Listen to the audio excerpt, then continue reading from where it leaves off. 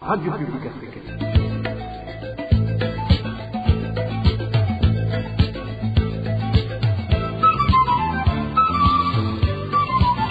Radio Publique Africaine.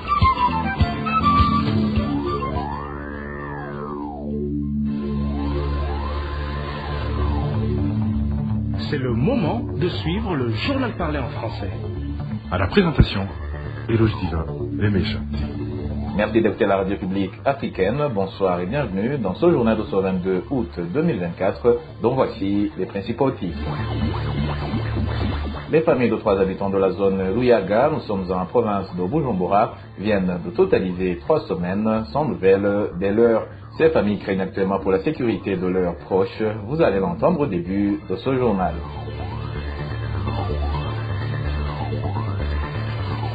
Dans ce journal, nous allons également nous rendre en commune de Gashoro, de la province Muyinga, où des habitants se lamentent des contributions qui sont obligés de donner par le parti au pouvoir et destinées aux préparatifs de prochaines élections qui se dérouleront au Burundi. Ces habitants jugent énormes ces sommes d'argent collectées ménage par ménage. Et puis dans ce journal également, vous allez écouter le président de la Fédération nationale des syndicats du secteur de l'enseignement et de l'éducation au Burundi, FENASED en sigle, qui lors d'un point de presse animé ce jeudi, a demandé au ministère de tutelle de corriger les irrégularités observées dans le système de redéploiement. Voilà pour les titres, le développement c'est dans un instant.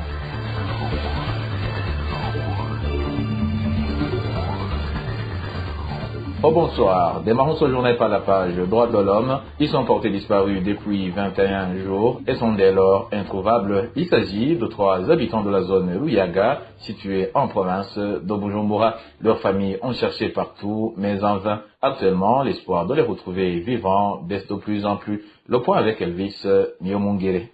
Les 3 hommes portés disparus sont Jean-Marie Nezimana, Ezekiel Bukuru et Anissé Nkurunziza. Les familles ont été cherchées dans toutes les maisons carcérales connues à mairie de Bujumbura et ses environs. Elles ont aussi été cherchées dans les cachots des services de renseignement, mais il reste introuvable. Des informations en provenance des proches de ces familles indiquent qu'ils auraient même demandé de l'aide auprès des administratifs et de la Commission nationale indépendante des droits de l'homme, mais toujours pas de nouvelles de leur. Jean-Marie Nezimana a disparu le 2 août cette année. Son membre du parti CNL, elle, Agathon Rwasa, et exerça le métier de tailleur. C'était rendu à mairie de Bujumbura où il devait participer dans l'enterrement d'une de ses connaissances.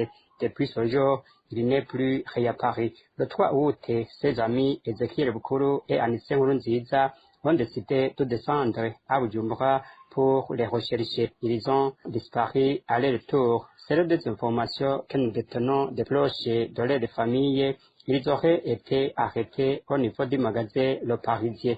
Le Parisien est embarqué à bord d'une camionnette double cabine Toyota Hilux à vitres teintées. Jean-Marie Nezimana était membre du parti CNL et Agathon Rwasa. Il est natif de la zone Ruyaga. Ezekiel Bukuru n'était pas connu dans les activités politiques et Anissé Nkurunziza était membre du parti CNDD-FDD. Ils étaient tous ces deux également natifs de la zone Ruyaga. La rédaction de la RPA a cherché à savoir si la CNDH connaît quelque chose à propos de ce dossier. Sigistevigny Nimulaba, son président, qui n'était pas dans le bureau lorsque nous l'avons appelé, a indiqué qu'il était incapable d'en dire quelque chose sans avoir consulté les documents dans son bureau. Toujours en page droits de l'homme, certains policiers affectés en commune Rugombo de la province Chibitoke sont accusés de violations graves de droits humains, plus particulièrement au niveau du secteur Lukana. Pour ces policiers, tous les coups sont permis quand il s'agit de poursuivre les fraudeurs du carburant. Ils n'hésitent même pas d'user des armes à feu pour tenter d'atteindre leurs objectifs. Le carburant saisi et vendu par la suite par ces mêmes policiers s'indigne des habitants de la dite localité. Plus de détails avec Eric Nyonzima. Le secteur du Canada est surnommé Ukraine depuis la crise du carburant au Burundi. Selon la population locale, cette petite étendue du territoire burundais doit son nom au fait qu'il est devenu célèbre par l'abondance du carburant. C'est du carburant qui entre frauduleusement de la République démocratique du Congo. Et aujourd'hui, on dirait qu'il y a une raffinerie des produits pétroliers dans cette localité. Plusieurs Burundais s'approvisionnent en carburant à partir de cet endroit. Mais à toute chose, malheur est bon. Ce trafic risque de tourner au drame un jour. Des Imbonerakure, des agents des services de renseignement, des éléments de police sillonnent dans cet endroit, tels des corbeaux à un abattoir. Ces derniers sont prêts à tout pourvu qu'ils gagnent quelque chose à partir de cette localité. Hier, ils ont failli tuer par balle. Cette personne essayait de prendre fuite et ils ont poursuivi avec des balles. Dieu merci, ce jeune homme n'a pas été touché. Il a finalement été arrêté et l'ont emmené avec eux. C'était un jeune natif de ce même secteur. Encore dans la soirée de mardi, ils ont causé un accident qui a failli être fatal à un motard. Ils ont poursuivi un motard et il a eu un accident. Il a été blessé et il se fait soigner. Et ils ont par la suite récupéré le carburant. Mais la population a résisté quand il tentait de récupérer sa moto pour partir avec. Ces policiers sont pris pour des parasites dans la localité. Chaque fois qu'ils veulent se créer de l'argent, ils font un saut et rentrent avec des carburants qu'ils vendent pour remplir leurs poches.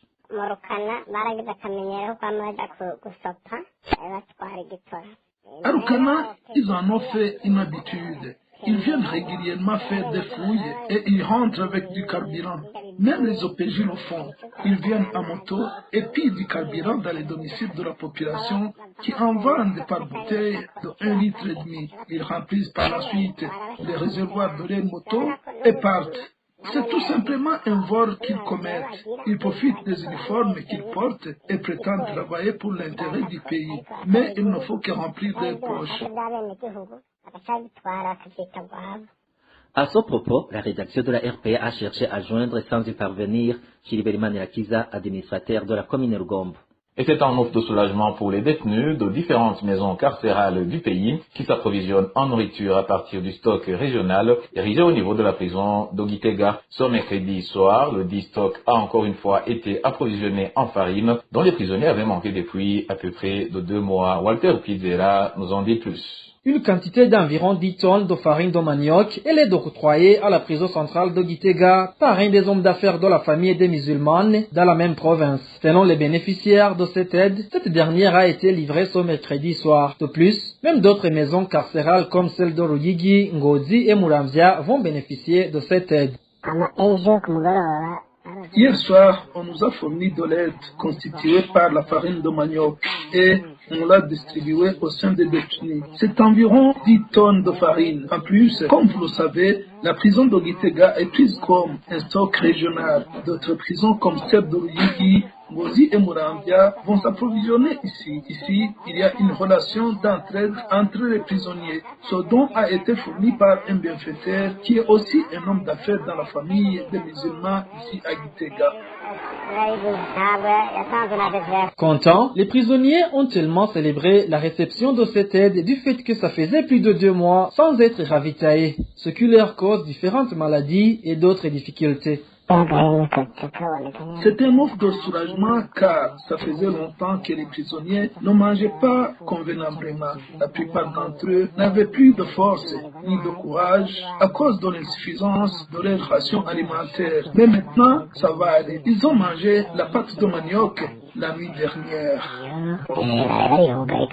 Nos sources parmi les bénéficiaires de cette aide alimentaire indiquent qu'ils reçoivent différents types d'aides selon des saisons. En cas de récolte du manioc, on leur fournit de la farine du manioc et en cas de récolte du maïs, ils reçoivent la farine du maïs. Je vous le disais en titre, un sentiment de frustration se manifeste chez des habitants de la commune Gachoro, située en province de Muyinga, du fait qu'ils sont obligés par le parti au pouvoir, le CNDD-FDD, de contribuer aux préparatifs de prochaines élections. Cette contribution collectée ménage par ménage est estimée à 2 000 francs burundais pour tout jeune en âge de voter et 5 000 francs burundais pour des parents. Clovis Nyonzima nous en dit plus. Il s'agit d'un citoyen lambda de la commune Gashoho, rongé par la tristesse après avoir été soumis par les Imbonerakure à une contribution forcée de plus de 10 000 francs bou, soi-disant pour appui aux élections, alors que cette famille ne vit que par la grâce divine face à la pauvreté et la famine qui hantent les Burundais. Qu'ils arrivent même à atteindre un citoyen lambda pour lui exiger de contribuer 5 000 francs pour le mari, 5 000 francs pour sa femme et 2 000 francs pour chacun de ses enfants en âge de voter. C'est déplorable qu'il faut tout pour tirer de chaque ménage une somme de plus de 10 000 francs dans cette période de grave famine et de pauvreté sans nom.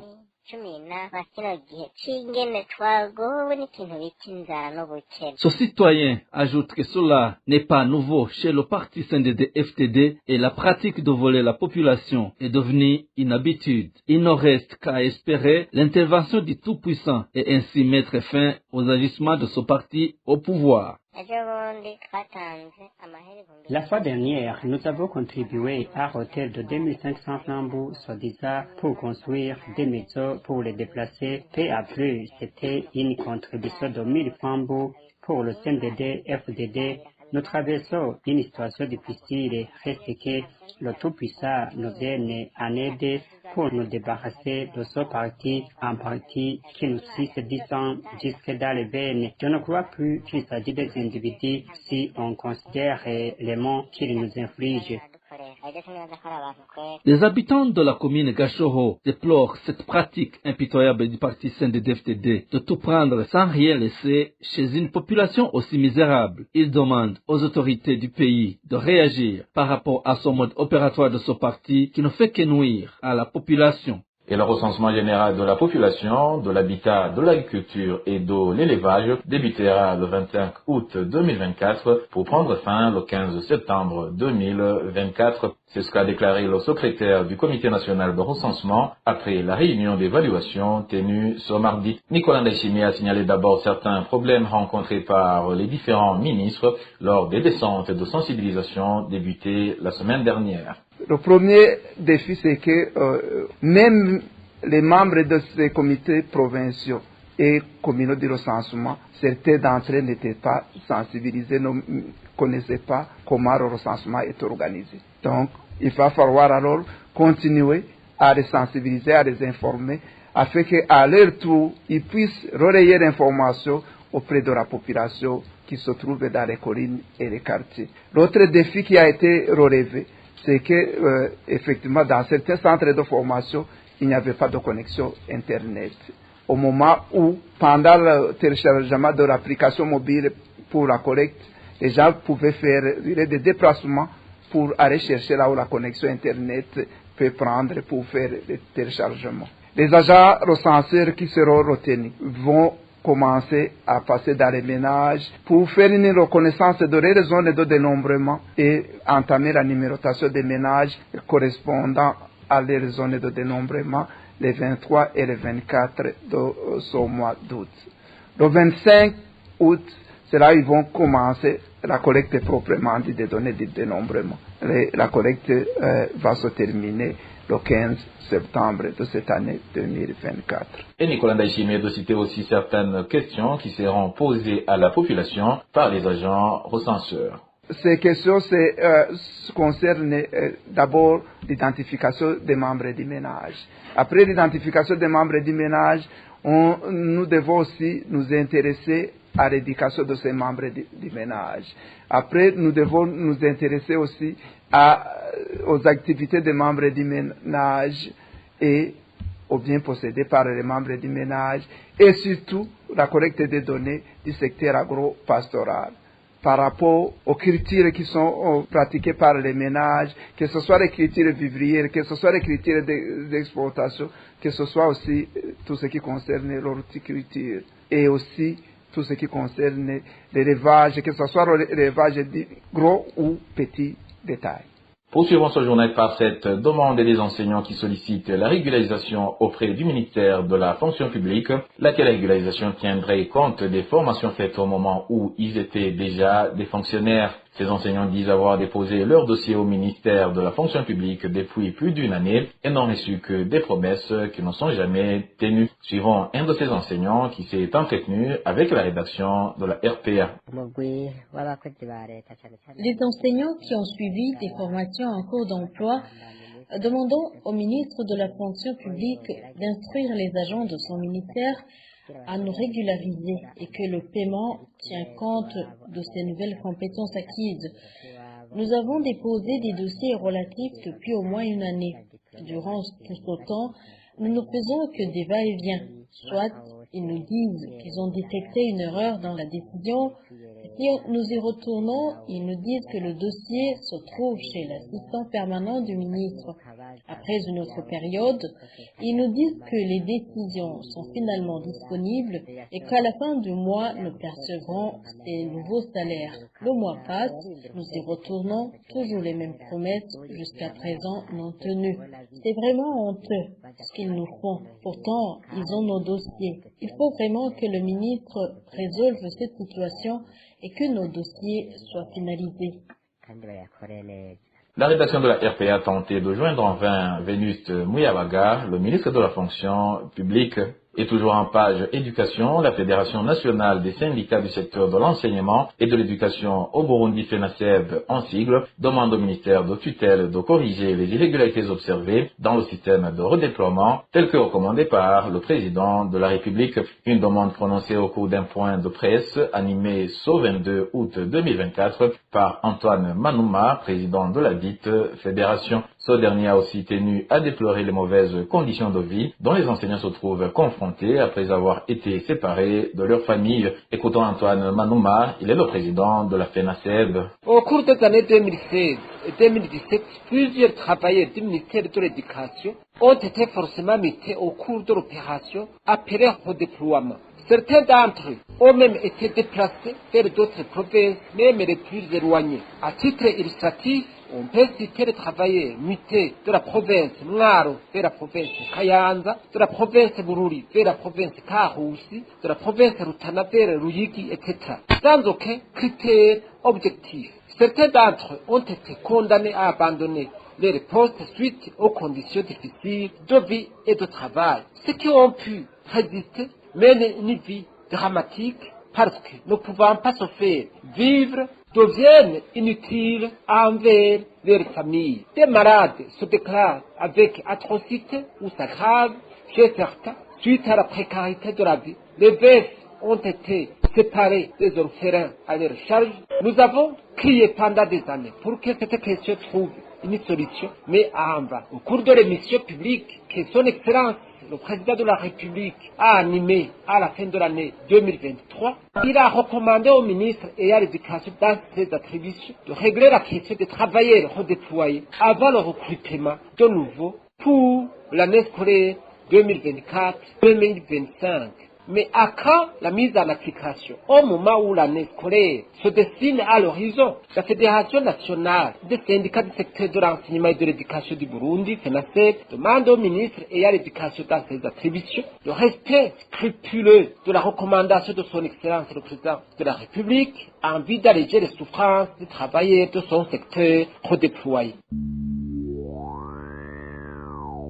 Et voilà, amis fidèles de la radio publique africaine, c'est par ici que le journal de ce 22 août 2024 s'achève. Merci pour votre parfaite écoute. Je remercie également mes collègues de la rédaction et de la technique pour leur collaboration. Éloge Divin Rémécha, je vous présentais ce journal. Je vous souhaite une excellente soirée.